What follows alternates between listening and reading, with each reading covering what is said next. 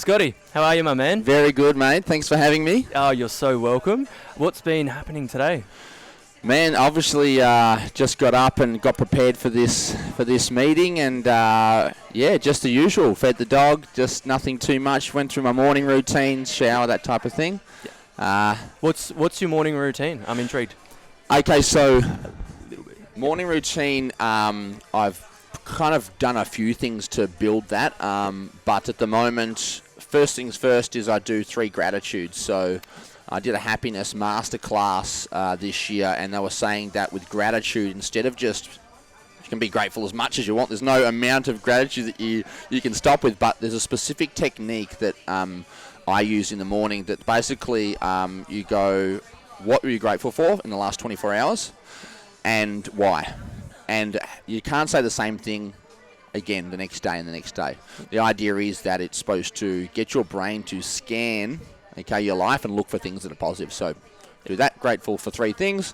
Meditation for 10 minutes. I have some affirmations I call I am, I can, I give, I will. So bit of your identity. I am. This is what I am. This is what I can do. I give myself permission to do it, and then I will do it. So there's those. And I also, while I'm in the shower, I listen to like morning motivation videos. It could be Tony Robbins, could be Joe Dispenza. So I just use my phone. I put it on speaker. Yep. And yeah, just awesome. or it could be in the car. It could be in the car as well. But the whole idea is to, with the meditation, empty the cup so I can start afresh. Mm-hmm. With the gratitude to really feel grateful. Yep. And then also want to get really pumped up. It's like in the mornings during the week. Even though I've got my online business, I'm still training some personal training clients in the mornings. Yep. 4 days a week. And so I start at like 6 a.m. So I'm up at like 4:30. And, you know, if you saw me at 6 o'clock at the gym, people are like, this guy's he's taking something. Yeah. That's how much, you know, everyone's always asking me. It's the gratitude. It's the gratitude. So, yeah, the morning routine's so important, I reckon. Yeah. Awesome. So morning routine, and then you...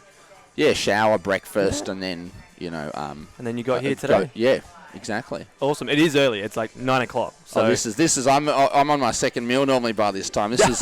I'm nearly finished work.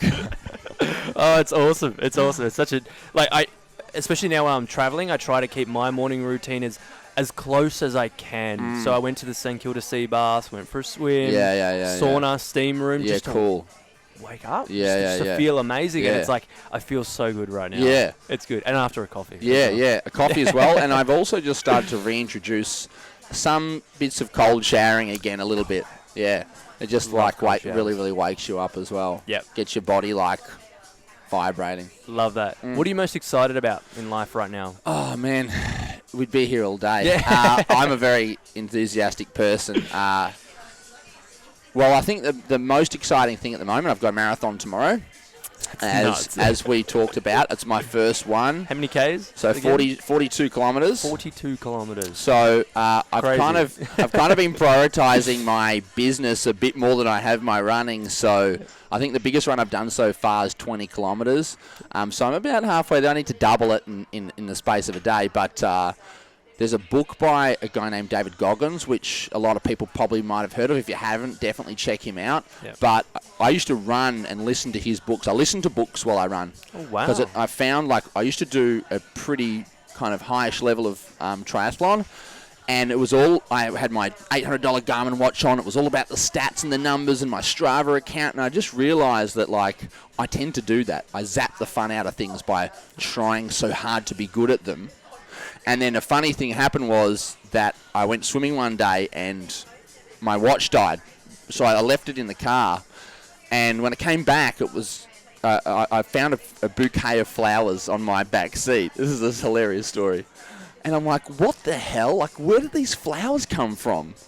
I'm just freaking out. I even did like a live on my phone, like, this is the weirdest thing. Someone's been in my car and left me a bouquet of flowers. What do you mean? Was your car open? I don't know. There was nothing broken. But when I got home and I went to grab my watch out of the glove box, it was gone. And so somebody stole my $800 Garmin triathlon watch and left me a bouquet of flowers. That was broken. The watch wasn't broken. Oh, the watch it just died. It just had died. So gotcha. And so, but the funny thing was, it was such a beautiful thing where I thought, okay, I always like to do this. This is an opportunity. Like, what can I learn from this? Well, I want to do this marathon, and I told you about my other goal later. And to do that, I think I'm just going to have to let go of all of the numbers. Yeah. So now when I run, I don't have a watch on. I run with my phone. I've just got a little running pack, and I'll knock off. I might go for a 20K run. It might be 2 hours. I'll knock off a quarter of a book in that time. Yeah. And just really, I'm just running for the actual enjoyment of it and learning stuff. And so it's cool. So excited for the marathon. Excited tomorrow. for that. Yeah, definitely excited for that. And excited just for the podcast and just life in general, helping people and just growing more and everything. Yeah, that's amazing. So we only met online not long ago. We jumped on a call, and I think the vibe was definitely there. And we're like, mate, we need to sync this up. We need a 100%. podcast. And I know a bit about you just because we've had a bit of a chat, and I've seen all your, I guess, all your background and everything. Yeah. But for me and also the viewers that don't know much about you, can you give us a wrap up of your life from start to where you are now, all the juicy bits? Okay, so wrap up. So I've done kind of a lot of different things. Originally born in Melbourne, moved to Shepparton at 5. Grew up in like a Christian family. Went to church every Sunday. Mum's on the piano, dad's on the guitar, my sister and I singing. Yeah. Like, I'm talking like, we were there every week. My dad's pretty religious. And went through that kind of primary school, high school, but always felt different. Always felt a disconnection from people. Always craved love, always craved, just to feel a part of something, and always felt that disconnection. Played lots of sports, went through school. Every year I'd be changing groups of friends, trying to fit in, trying to figure out like where do I fit in. And I think by age 15 I was like clinically depressed. I kind of went and saw a psychologist. I was really, really not in a good place. And I guess that was the catalyst to, I guess, my growth journey, seeing a psychologist, realizing, okay, well, there's some things that I can learn to help me have a better experience and not feel so much pain and suffering. But there was also other things that I used to diminish that pain and suffering, alcohol, drugs, different things like that. And so, like, that lifestyle probably took more of a hold than maybe the psychology stuff at that point. But I've always been interested in that stuff. I had, in Shep, I left school. All my friends left school like 15, 16. I did year 11 just so that my brother could, at least when he started year 7, kind of have a big brother at school. It's what I had always kind of wanted, But then after all this, realising what I was doing in Shepparton, partying every weekend, having benders and stuff like that, that wasn't really going to allow me to be who I wanted to be. And I had this intuitive thing like, okay, this is not good. So, and I always wanted to be something that was great, I guess. I just always had this ambition. So I moved to Melbourne at 17 by myself, no money. I had a job with my uncle as an electrician and worked on these high-rise apartments. And then, that kind of departing and stuff just kept continuing. Trade school didn't go so well. Ended up back in Shepparton, even more trouble, even more, things going on. And then one night, I was just telling this, I was just in Bali recently with a bunch of other coaches, and I was just sharing this story where we had been up possibly for however many, quite a while, partying. Everyone was still partying around me, and I'd fallen asleep on the couch. And I knew that I was unhappy up until that point, depressed. I'd kind of spoken to my best friend at the time about it, but I had this vision while I was sleeping, and I can't remember what the vision was, but I jumped up when I woke up, and they were like, "What are you doing?" And I grabbed a pen and a piece of paper, and I just started writing this thing down, this speech to myself, like, what I was going to do with my life and how I was going to change it. And I've still got it on my wall at home. It's all ripped up and torn. I dated it and everything. And so that day, I just quit everything and then became a personal trainer. I was concreting at the time. You know, it wasn't a good job, $16 an hour type thing. And, you know, I told these guys I was going to be a personal trainer, and they said, "Oh, what are you going to? You could be on $20 an hour in the next couple of years. You know, why would you leave?" So yeah, moved to Melbourne, became a personal trainer. I think I had $70 in my account, no job, no nothing. I could have been back in Shepparton in a week's time, but I just thought, I'm going to do this. I don't know how, but like I must figure this out. Whatever's going to happen, I'm going to do it. And so I did, and you know, I used to ride from one side of Melbourne to the other for one personal training session. I did the schooling. I had no money, and yeah, I mean, I look back at that time now, and it's like it was the most exciting time. Probably the most proud time up until these last few years of my life, because it was like, you know, everything working against you. It's the old hero's journey where you go through all those things, but. To kind of cut a long story short, it's always just been, you know, kind of that feeling of me against the world. Yep. That same disconnection of me in primary school and high school.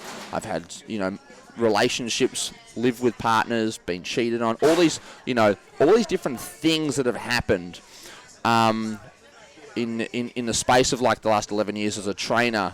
I've done modeling, I did DJing, I did triathlon, I managed a music, my ex-partner who was a musician. But as I was discussing with you before we jumped on today, I realized, like, through the healing and kind of journey I've been on recently, is just how much all of those things were really just to compensate that same feeling that I had when I was a boy. Yeah.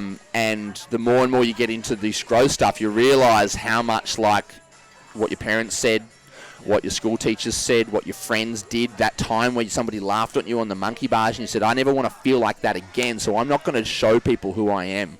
I'm not going to, you know, do these things, and then we just make ourselves small. And so I guess in the last, through reading books, through doing seminars, it's learning, but what changed for me in the last 12 months was shifting that learning to action and believing. And that's when everything kind of blew up.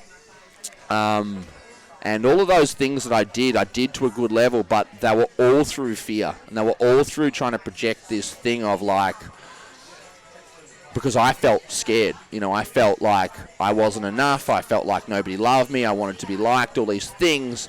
And it was either to prove everyone wrong or to be liked. Yep. And so that's why I would do these things and then kind of go, oh, shit, I thought this was going to make me happy, but it didn't. I thought this was going to make me happy, but it didn't.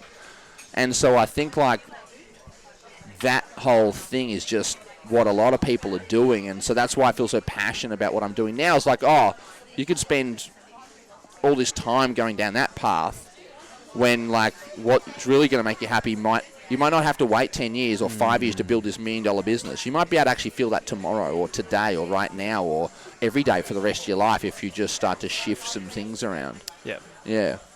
I love it. Whoa, there's so much to delve into here. So you've done just a few things in life. Just a few things, yeah. I love that, the hero's journey, and one of my favourite mentors, Aubrey Marcus, always goes through it, and it's your life is that hero's journey. You are the hero that you need. 100%. And those challenges are just like all the movies we see, the Avengers, those challenges come up, and it's how you not get, I guess, not defeated, but how you get not wounded, not triggered, but challenged to then overcome that, to then go to the next level. Yeah, it's only through those stretches, and that's what most people, they stick in the comfort zone. Yeah. And it's only through those stretches where you can actually notice your demons. And when those demons pop up, then you can heal them and you can notice them and have your podcast, obviously called the Conscious Podcast, you'd be conscious of like what's really going on.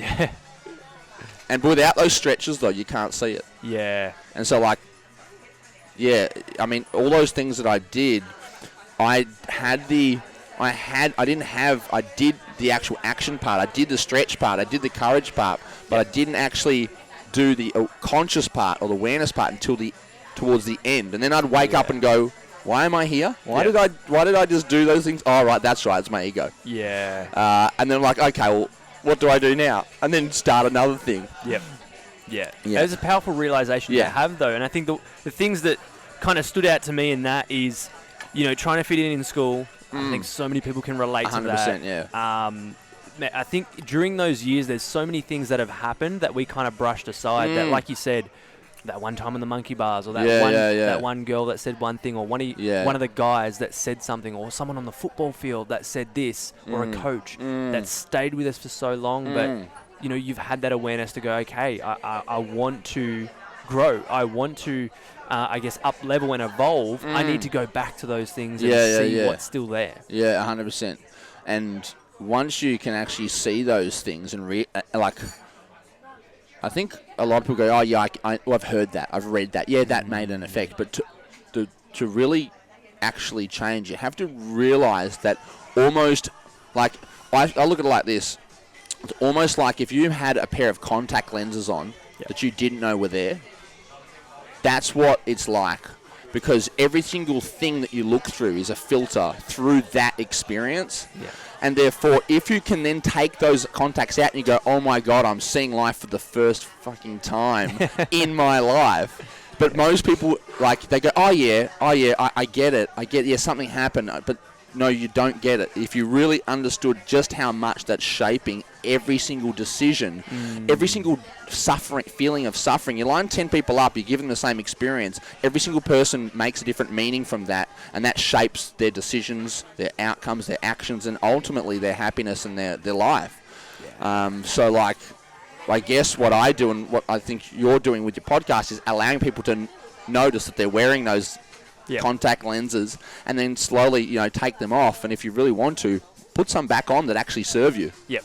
Yeah, the ones that empower you and help you move forward. So what are all the things you're doing now? Okay, so now, I mean, my number one goal is just to empower men around Australia and the world, obviously. And so the main platforms I do that through are my men's mastery system, which is like a 90-day kind of transformation.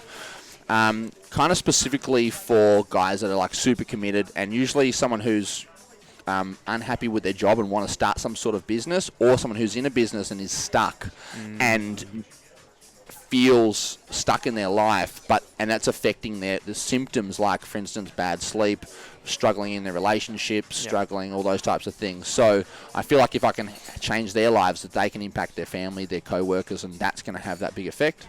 Obviously with the podcast, the $1 Million Mindset, which is just a new project, but really excited about that. And that means, like with yours, being able to get to more ears and just teaching people. And then also I speak to people every week, guys from all around Australia. Maybe, I but really invest at least 5 to 10 hours a week of my time for free. Every single week to speak to people who I've either downloaded something of mine from Facebook or Instagram, and try to just kind of change their lives. So those are the main kind of platforms that I use. That you're doing right now. Yeah. Why do you do it for free? Well, for starters, you don't have to. Yeah. So obviously with the premium program, that's definitely like a paid service, because it's super some of the results people are getting have just been mind-boggling, and that's what the $1 Million Mindset podcast is. At the end of it, I asked them, would you trade your mindset for $1 million? And so I had a client of mine, Nathan, on last 2 weeks ago, and he was 2 weeks into the process, and he was doing didn't have millions of dollars, he had just a regular amount of money, and after 2 weeks he wouldn't trade his mindset for $1 million. So the whole idea with that is to be able to teach that to people. But why do I do the calls for free? Is because with some people can't afford the premium program, and that's actually a way for me to actually, number one, meet people so that I can actually we can work out together if that would be a good decision, a good fit for them, for both of us. Yeah. I'm a good fit for them, and they're a good fit for me. So at the end of that process, we might work that out, or they might already feel enough empowerment, enough strategy to actually go out and do it themselves. Yep. So that's why I do it for free, but also because the bigger goal of impacting and empowering men from out of Australia. And I think if you just do the premium thing, you miss out on being able to help all those other people who might not be able to afford it. Yeah.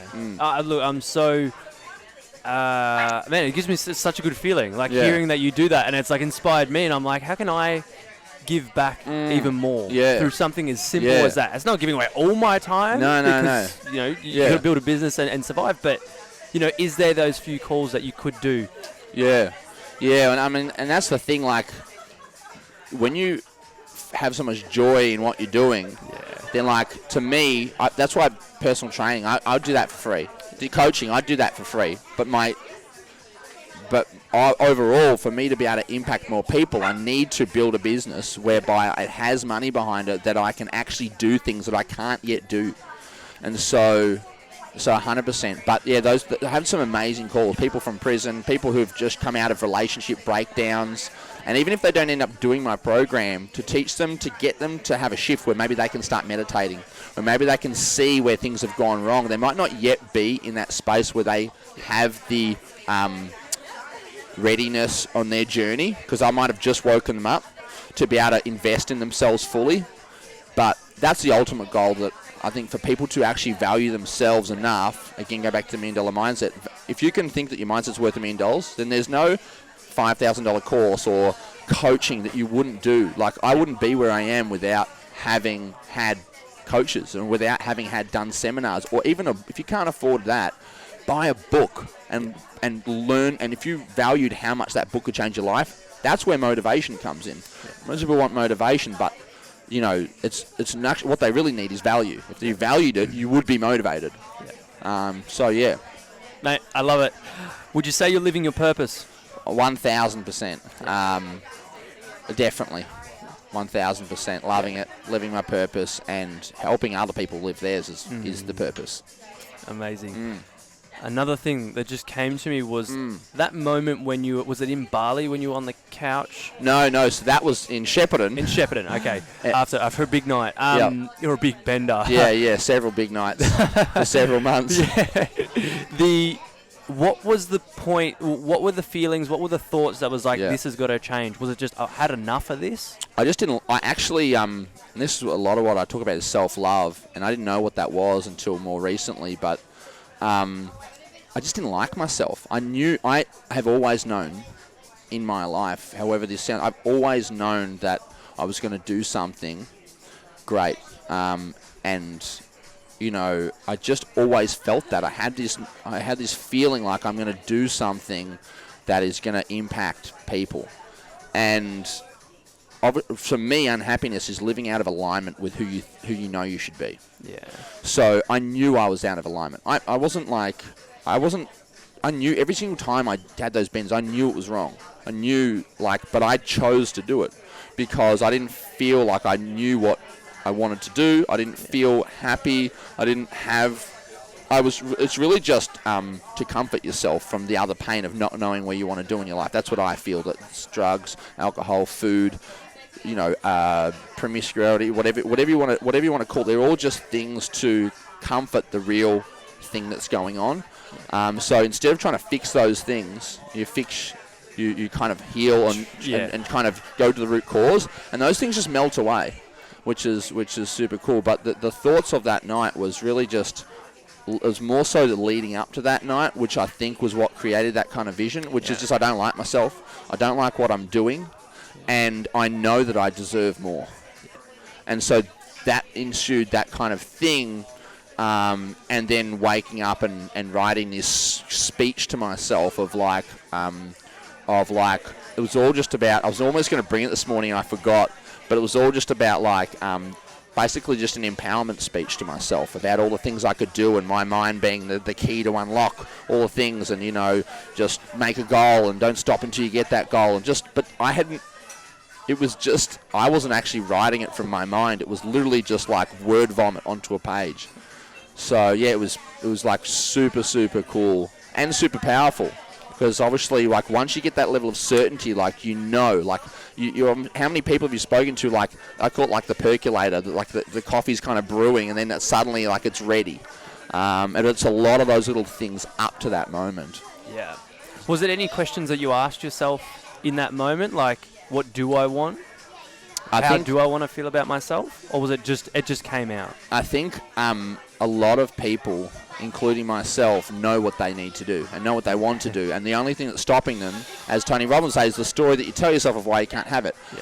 I had a friend that was personal trainer. I knew I wanted to do personal training. I knew I love fitness. I knew that I love people more than I love fitness. And that's why I've been able to have a successful business as a PT, because I think most people do it because they love fitness. Yep. But for me, I love people. Like, I love them so much. Any single person, I would just do anything for them. And so, like, I knew that I wanted to do that. And most people know what they want to do. I'll have a conversation with someone and they'll say, I don't know what I want to do. I don't know what I want to do. And it's like peel back a layer, and then kind of push them. And then every single time within 5 seconds, they know what they want to do. They already know. Yeah. They already know. There's just all of the bullshit on top that make them all these stories of why they, and so they don't feel like they deserve stories why they can't and why. Yeah. And but they don't even, it's just all those layers that block them from feeling, or they just almost, they self-sabotage themselves, which is what I call myself self-protection. Yeah. And are those things that they say to themselves, are they true? Some of them are, some of them aren't. But the most important thing is it doesn't matter if it's true. It's like, if you've got a goal, and excuses are valid. A lot of them are. I don't have the time. They might be valid at that point in time, but you can make time. 168 hours in a week. I don't have the money. But you can be resourcely. Yeah, you can be. And find it's always resourcefulness, not actual resources. Yeah.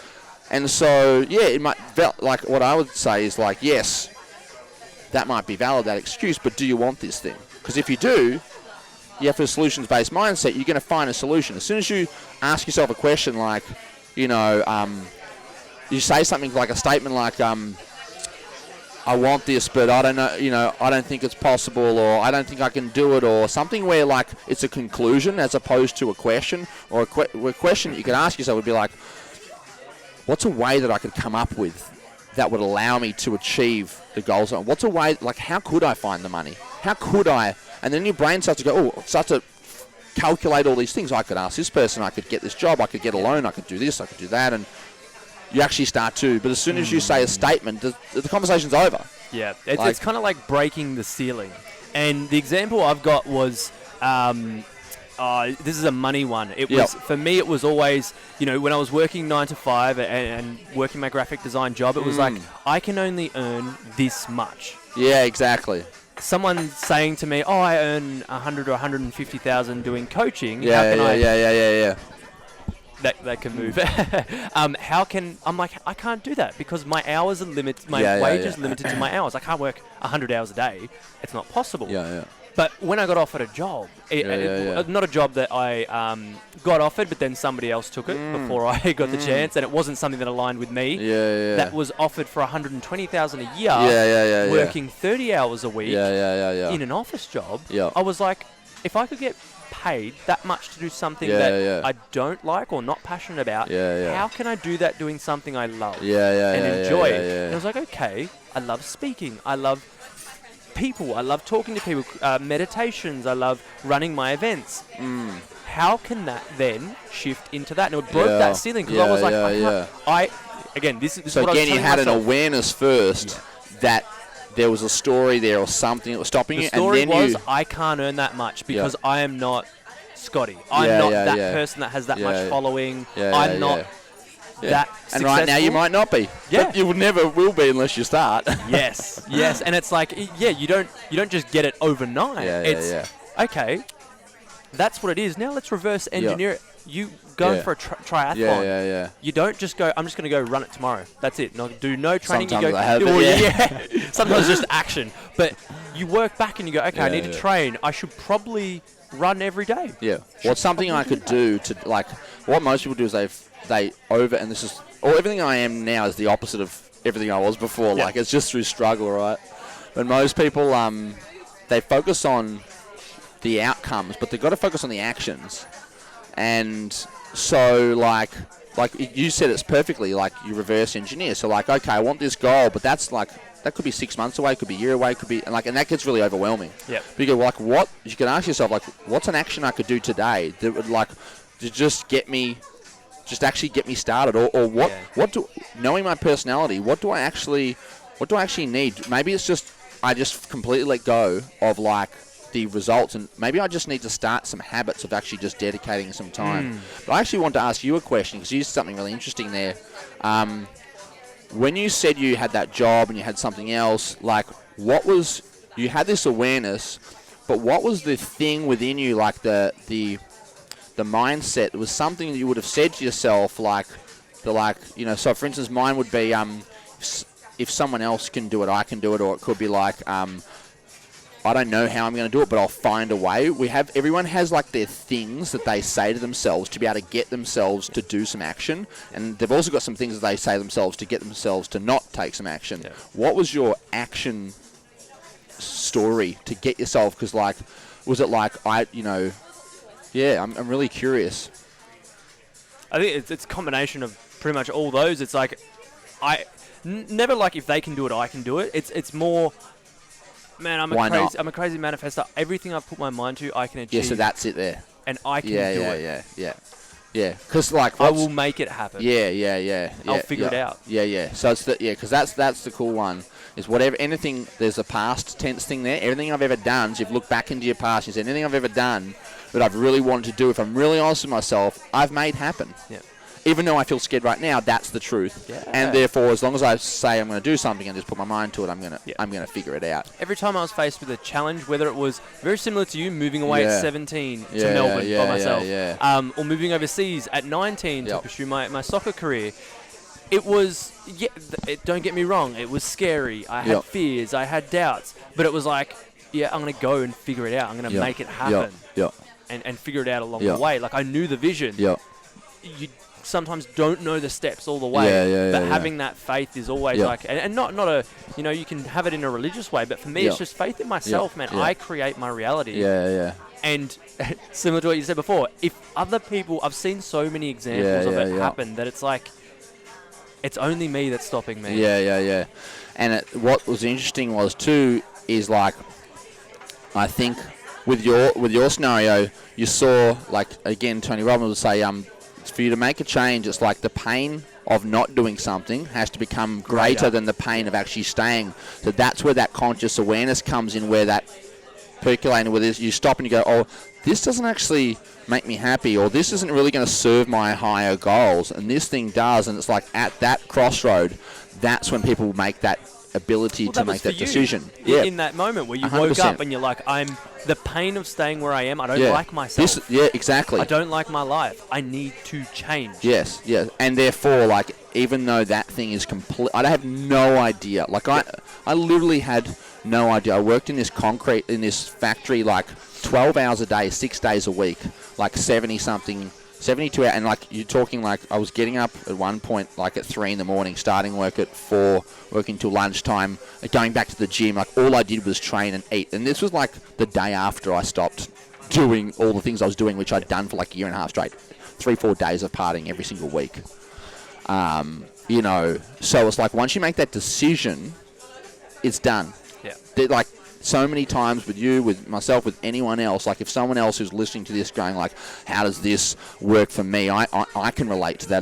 Don't know what I want to do, but I'm here. Like, there'll be a point if they just keep taking, like people go, what sort of action do I need to take? Because we were discussing that before, like, okay, well I know I can keep learning, I'm discovering things, but if you just start taking action in any way, instantly you're not stuck anymore. Because the only way to stay stuck is to just be in action, just not take anything. So yeah. Cool. And being indecisive about what you want to do or where you want to go creates a lot of just stagnant energy. And it's like Tony Robbins, energy, emotion. Move things.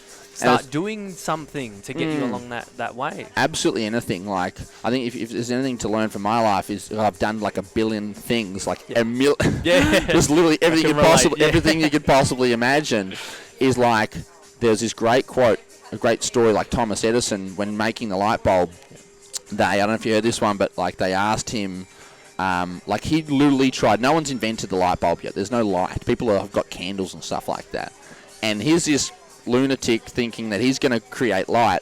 And so for years thousands and thousands and thousands and thousands of tiny little bits of wire and filaments to what he thinks can create electricity, that's going to create light. No, people think he's a crackpot, and then suddenly he does it, right? And everyone's interested in him now. And they ask him, like, how the hell, after thousands and thousands and thousands of failures, did you have the commitment and motivation to keep going, not knowing if you'd ever do it? And his answer was that every single time he did something, that he realised that now that thing's out the way, he's one step closer to his goal. So it's like if someone else is out there that haven't been, like, you might not find your purpose the first time you do it. You might not, like, get to where you want to go, but you have to start doing the wrong things first to find yourself into that right place. And, like, that's where with me, like, I might have done a million things, but ultimately it was like I personally feel that I had to go through those things to meet the certain people, to go through the challenges, to have... So when you get to that point, all those lessons, I didn't go to university or any kind of formal education like that, but, like, I've had the education of all those fails and all those things, and each one literally was like, okay, now that's done, now I'm one step closer.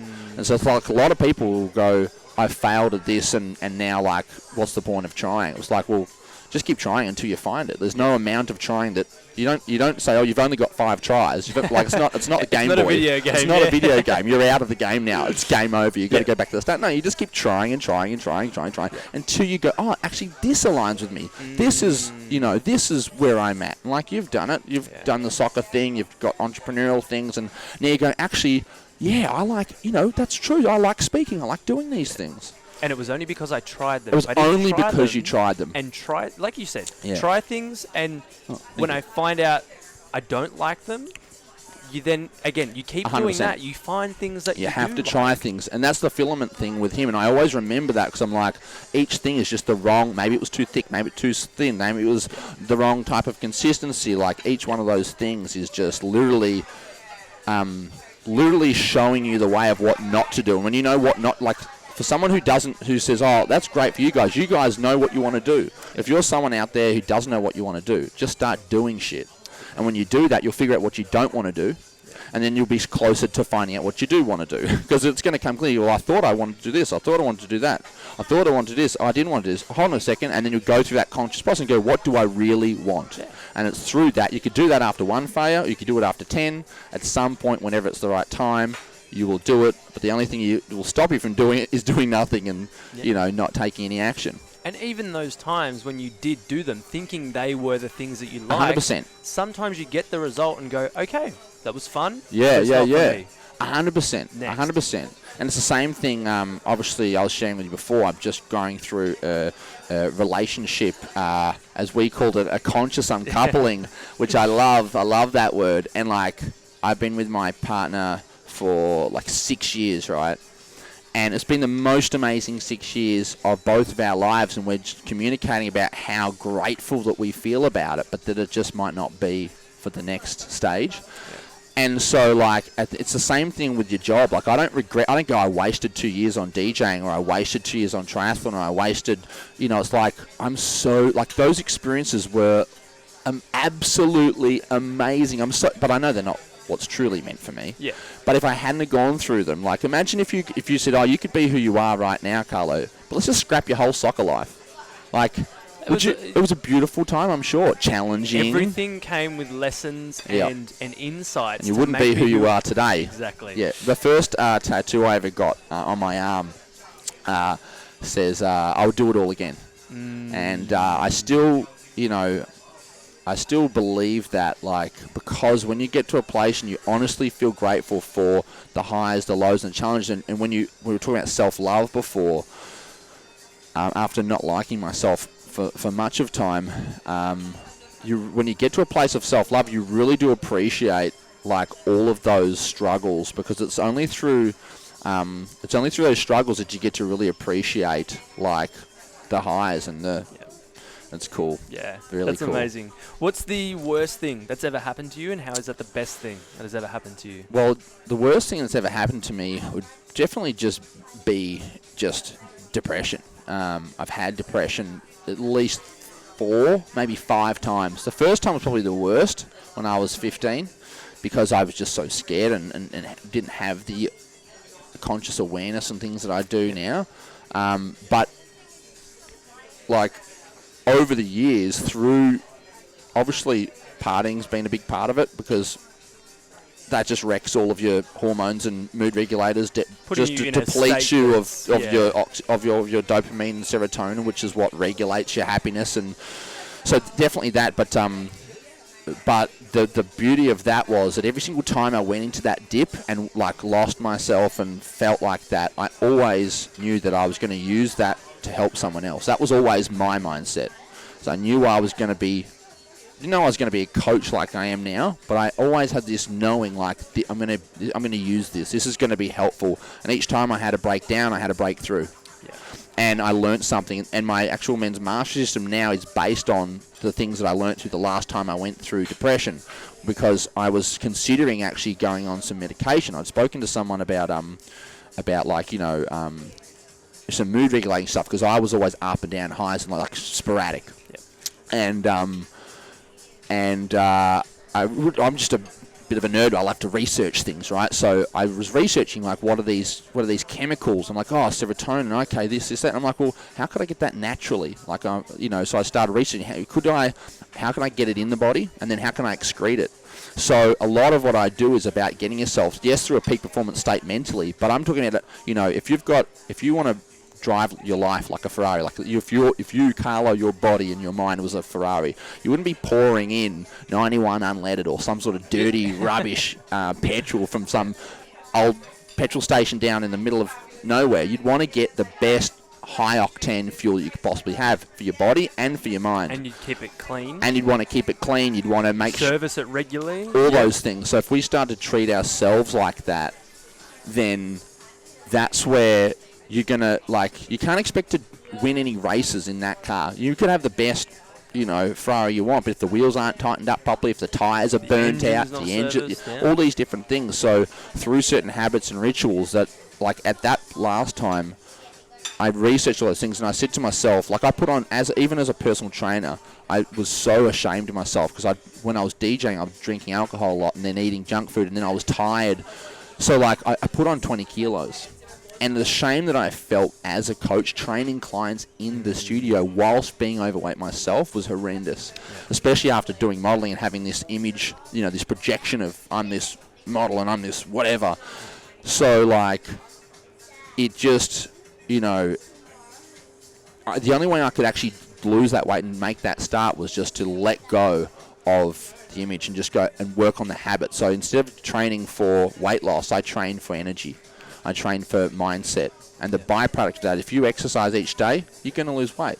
If you fuel your body each day with the healthy foods, okay, not because you're a big fatty, because you feel really terrible about yourself, which is how I felt.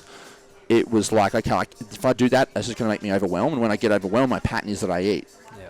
So it's noticing those patterns, and so I think now, that's the basis of everything. It's like, treat yourself like a freaking Ferrari, like, fuel yourself up, fuel your mind, fuel your body, and just, you can't go wrong. And the byproduct of that isn't the same for business. Like, focus on those habits, and the byproduct is going to be successful. Yeah. Starts with your morning routine, starts with being open and being courageous and taking action. Yeah. Dude, I'm loving it. It's such good information, so much value in there. What is the best advice you've ever been given? Best advice I've ever been given. I thought about this, and there were so many quotes that kind of came to mind, but advice-wise, I'd have to say just simply to believe in yourself. Like, there's so many other things that you can do in your life, like, but if you or you can want, but if you don't it's so simple, but if you don't believe in yourself, and there's so many ways you can do that, create that belief through visualization and repetition. You can do it through, like, looking back at all the things that you've done in your life instead of looking forwards to all the things that you want to do. There's so many things, but just to believe in yourself, really. Yeah. And what advice? Be yourself. Yeah. Be yourself. Everyone else is already taken. What advice would you give your 16-year-old self? Relax. Yeah, relax and just everything's going to be fine.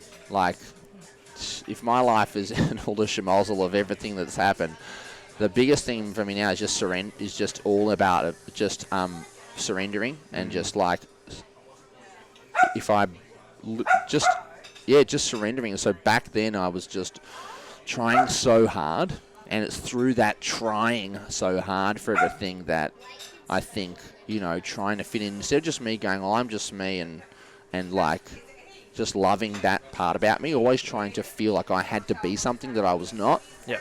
And so that actually ties back into the whole thing of just believing in yourself and being yourself. Yeah. So yeah, I guess I would just tell myself just to relax. Everything's going to be absolutely fine. Yeah. There's no need to like stress.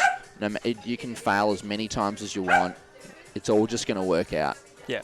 And not to say that would really change your path, because it would just probably instill like a lot more belief. It'd probably just mean like my experience, like I've done, but the experience, the only times where I've felt happy have been when I've achieving. Yeah. And so I've prioritized achieving over relationships. I've prioritized over friendships in the past, and family and things like that, because that's when I felt my highest. Yeah. Because if you feel not worthy, if you feel not enough, the best thing you can do to make yourself feel enough is to do things. Yeah. So you can go, like that's what I was talking to somebody about the other day, is like, if you have head confidence, this is like, this is something I've done, so therefore I allow myself to feel worthy of confidence, versus grounded confidence, which is like, this is who I am, and I love that. Yeah. And I don't need to do a single fucking thing, because I'm just me. And everything else I do is just an expression of that. But my worth has nothing to do with my achievements. Yeah.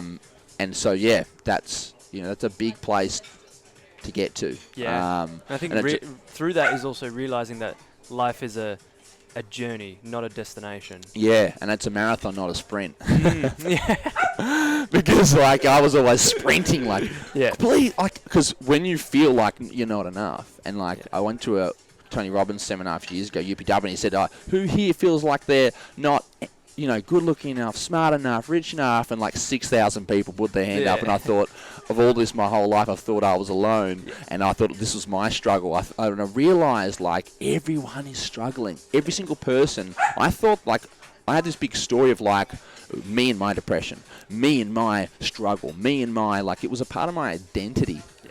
And I honestly thought that other people didn't have the struggles that I literally believe that. I thought that no one else had the depth of struggle that I had. Yeah. And like when you go to a place like that and you realize, I was in a group and two of the girls I was with, they'd just recently tried to commit suicide. And I was like, wow, like there are 6,000 people here and like there's all these things going on. Like everyone's struggling.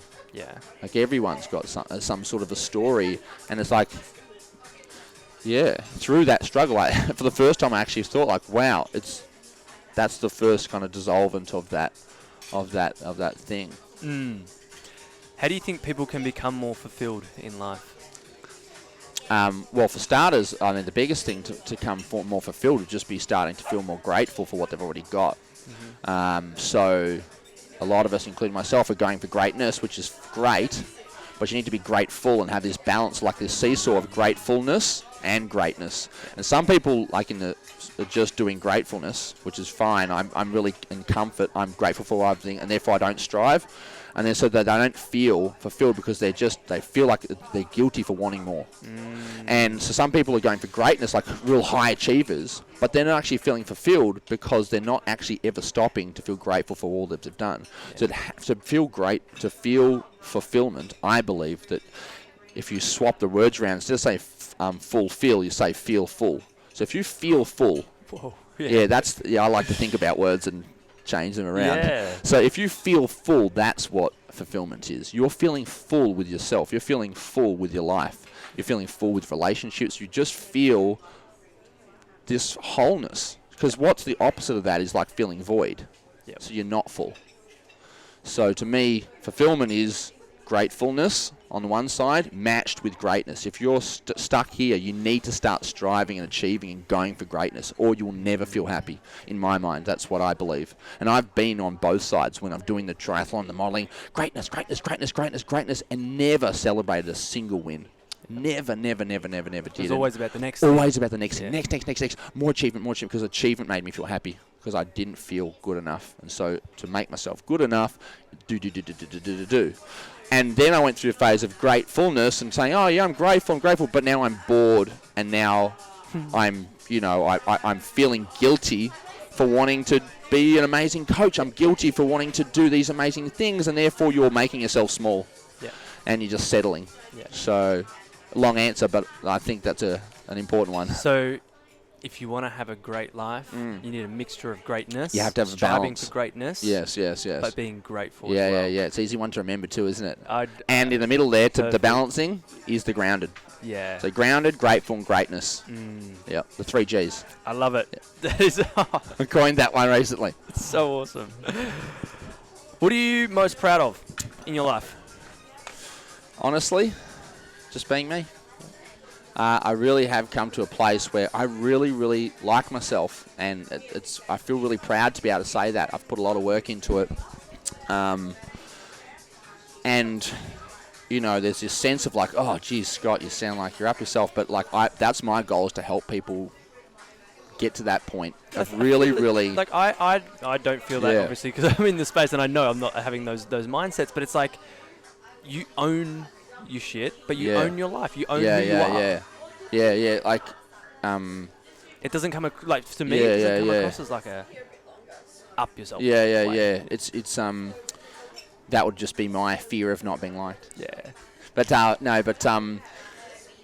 just most people with self-love, if you can imagine, you want to start. You don't fall in love with yourself on the first date. Yep. You got to start liking yourself. So you got to start living in alignment with who you want to be, making certain behaviours, making certain choices. And another cool thing is like, if you can imagine, like some of the things that you say to yourself in your head, like, oh, you idiot, you should have done this, you should have done that. Like some of the things, if you said that, if we were best friends and you said that to me over and over and over again, every single day, like most people do, like when we do something wrong, I wouldn't want to hang around you anymore. And that's why we have this conflict with ourselves. It's like, you can't get away from yourself. So if you're bullying yourself, like bullying is this big thing in the paper, but what about self-bullying? Yeah. Like, and so coming to this place, like a lot of my achievements came from bullying myself.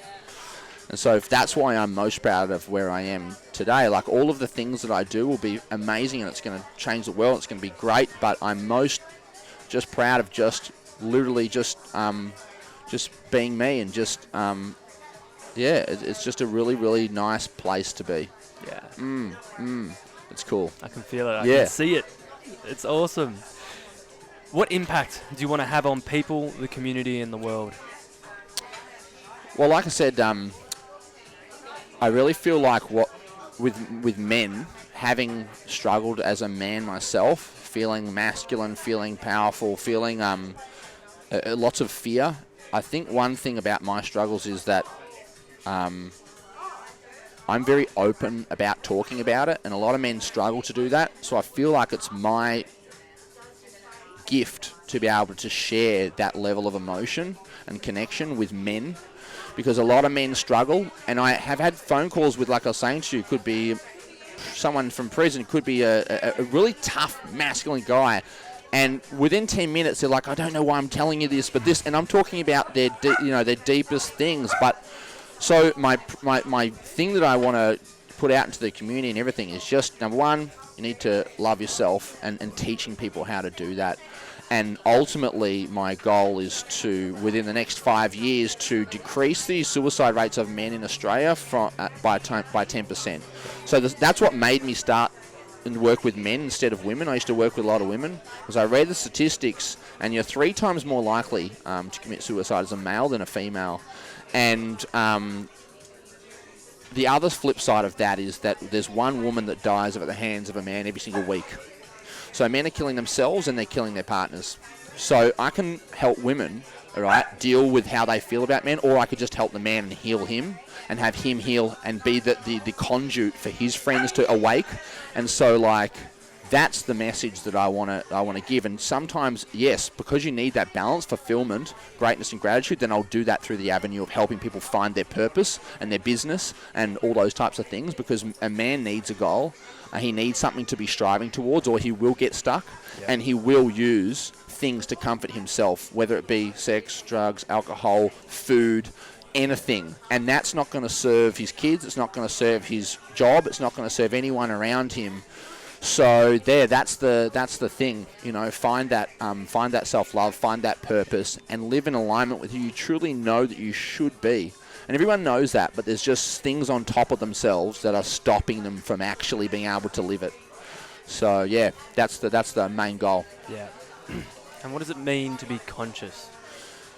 To me, it means to just be fully aware. So all of those, everyone's got things that they're not seeing, and remember I said that lens. So to not be conscious is to not know that you're looking through a filter. And I'll give you an example that, you know, you said about, I think we talked about being triggered earlier on. Like, one of my stories were, I'm not enough, nobody loves me, no one believes in me, you know, I'm stupid, something like that, you know, from conditioning from when I was a kid. And so I guess to be conscious is really noticing that those are my lenses that I look through. So if you're getting triggered, let's say my partner, like it would happen with work, my partner would say, hey, have you thought about doing this? And that's just a simple thing, would be fine for someone else. But for me, I would think, she doesn't believe in me. She doesn't think I can do this. She thinks I'm stupid. I wouldn't actually think these consciously, but my lens, my 7-year-old me would come up with these thoughts. And so then I would go back, you know, or someone would give me constructive criticism, and I was so sensitive to it because I didn't realize that it was coming from that lens. Yeah. So to be conscious is literally to be able to take a step back and to realize that you can take those contact lenses off and see things almost in slow motion and go, oh, there's that trigger over there. There's that thing. It's like, imagine that those voices were like somebody who you didn't respect and had no credibility. And they came to you and said, Carlo, your podcast is terrible. I hate what you're doing. You speak for evil. Like, just things that are just absolute rubbish, right? Absolute rubbish. And this person, he had no credibility, nothing. That's what these voices are. Like, we don't realize, like, you wouldn't listen to that thing. You would just literally have the awareness to go, that means absolutely nothing about me, my worth, or anything. So to be conscious is to know, for me, to know that. To be aware of that and to know so much about myself where I know what my triggers are. I know that anytime I'm feeling stupid, not enough, that if I make decisions from there, that's when I end up doing something that I shouldn't have done. And I follow myself down a pathway. So the consciousness allows me to be able to see things in slow motion and be able to pick and choose what's real here, what do I actually really want, what serves my alignment. But to get into being conscious, I mean, you have to do things each day that allow that level of presence so that you don't disentangle what's kind of like your intuition and your heart and also your actual fears and your ego. And because they can get wrapped up into this, you know, entanglement thing. So through whether it's meditation, through exercise, through other practices and rituals, you know, we're talking about the morning routines, whereby if you don't do those things, if I don't meditate for a few days, instantly I'm going to start to realize that voice of that person with no credibility, it actually sounds like the person that I am. And then I get confused. And then I make decisions on things. And I get wound up and I get stressed. And I go, oh, that's right. I haven't been practicing some presence. I haven't been practicing my consciousness stuff. And then I do it, and then instantly you've got this, I know the answers now. So instead of like trying to do all these things to... Indecision is like because you're thinking from your head. If you start to actually, your heart and your gut and your intuition already knows all the answers. So yeah, consciousness is imperative, absolutely imperative to being able to have that balance of gratefulness and greatness. Because if you don't, it just gets tangled up into this big whirlwind, and that's when people get overwhelmed and don't know what's going on. Dude, there's so many bits I'm going to steal from this and from the YouTube and little clips, because it's just there's so much power and value in what you're saying. Yeah. where can people find you, connect, and be a part of anything you do?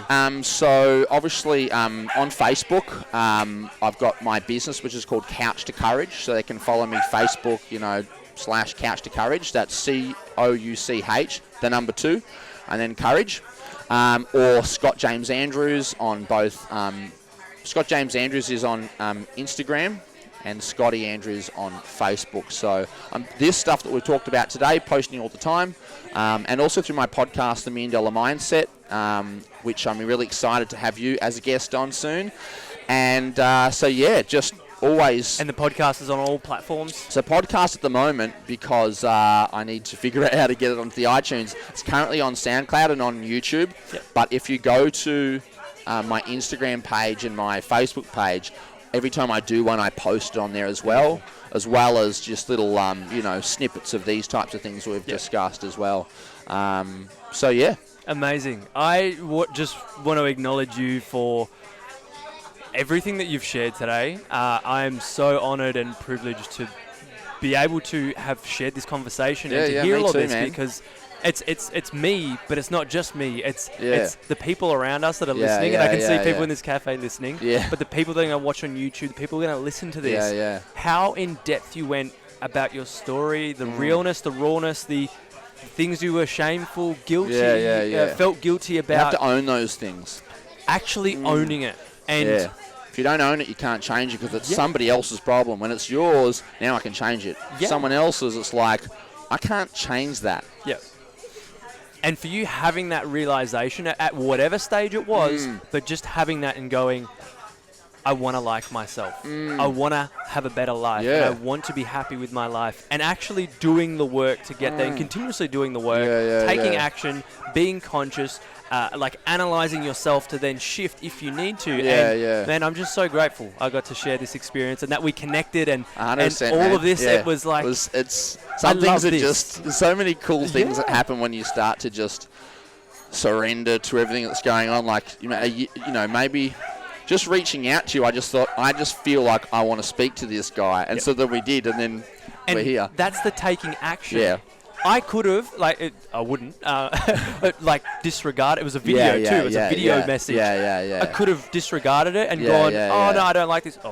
Don't like this person, or no, I'm not doing that at the moment. But because you sent it, that was all you had to do, was put it out there and take action on it. 100%. And whatever happens after that. It's disconnecting from that result or that attachment to it. 100%. And man, I'm so glad you did. This was epic. I can't wait for the next conversations we're going to have. All the stuff I feel like we're going to work together on in the future. There's so much that comes to mind. But guys, if anything has inspired you, triggered you, or resonated with you, please reach out to Scotty or myself. Leave comments. We want to connect with people. So on Instagram is probably the easiest way. Screenshot this, share it. Share it with your friends. I think that's the easiest way, the best way for us to get this knowledge viral and to share this, to inspire people to do the things that we're talking about, is to share it. So please share it with people and tell people about it. That's the most important part, is like, if you love your friends, if you love your family, like, they need to hear these things. It's not about it's not about us, it's about them, it's about you and everyone. Like, the more people, your experience is just going to be better, because the more people that can wake up and take those contact lenses off, the better work's going to be, the better relationships going to be, the better everything's will be.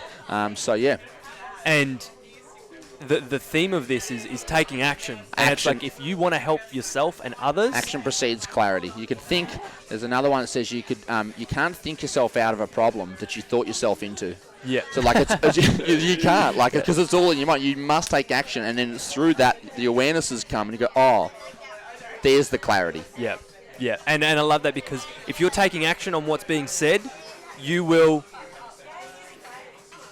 That's cool. That's okay. Yeah. And you'll take action, you'll share this, but you'll also implement it in your own life. 100%. So thank you so much. My pleasure. Until next time, everyone. You're so welcome. I had a great time. I love it. Until next time, guys, take care. Peace. See you guys.